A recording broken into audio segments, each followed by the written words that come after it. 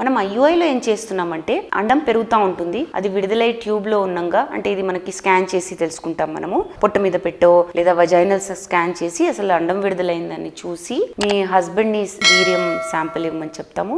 లెబారెటరీలో దాన్ని ప్యూరిఫై చేస్తాం. ప్యూరిఫికేషన్ అంటే బాగున్న స్పర్మ్స్ ని, ఆకారంలో బాలేని స్పర్మ్స్ నుంచి లేదా చచ్చిపోయిన స్పర్మ్స్ నుంచి లేదా అందులో ఏదన్నా బాలేని పదార్థాలు ఉంటే అవన్నీ తీసేసి బాగున్న స్పర్మ్స్ ని తీసుకుని ఒక సన్నటి ట్యూబ్ ద్వారా గర్భసంచిలోకి వేయడం జరుగుతుంది. ఇక్కడ ఏమైంది, గర్భసంచి బయట నుంచి లోపలికి వేసాం కాబట్టి అక్కడే ఒక డిస్టెన్స్ హాఫ్ అయిపోయింది కదండి. So that is the procedure. అసలు ఇది ఎవరెవరికి చేయొచ్చు. డెఫినెట్ గా ఏజ్ చాలా ఇంపార్టెంట్ ఫ్యాక్టర్ అండి. 30 కన్నా తక్కువ ఉండి 1 year ట్రై చేసి కూడా ప్రెగ్నెన్సీ రాలేదనుకోండి, ట్యూబ్స్ బాగున్నాయి, పీరియడ్స్ రెగ్యులర్ గా ఉన్నాయి, అండం విడుదలవుతుంది, గర్భసంచిలో పొర బాగుంది, హస్బెండ్ వీర్య కణాలు అవన్నీ రిపోర్ట్లు బాగున్నాయి అనుకోండి, ఇలాంటి వాళ్ళకి ఐయుఐ చేయడంలో అర్థం ఉందంటే 3 to 6 cycle చేయొచ్చని మాకు గైడ్ లైన్స్ ఉన్నాయి అనమాట. ఫ్యాక్టర్స్ అన్ని కరెక్ట్ గా ఉంటే ఐయుఐకి ఎలిజిబుల్ ఉంటారు.